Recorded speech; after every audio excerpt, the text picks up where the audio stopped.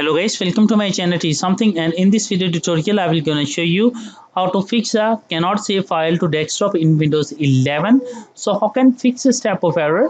Let's get started. Before starting off the video, I humbly request you please subscribe my YouTube channel for more updates. So let's start. Okay guys, now first of all, going to your settings of your Windows, go to your privacy and security. Click on Windows Security. Click on a virus and threat protection. After doing this step, scroll down and click on a manage settings. Scroll down and in the control folder access, click on a manage control folder access. And after doing this step, turn off it.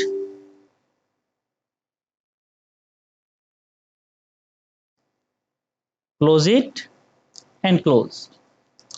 I hope this video is helpful for you. Thank you for watching and please subscribe my YouTube channel.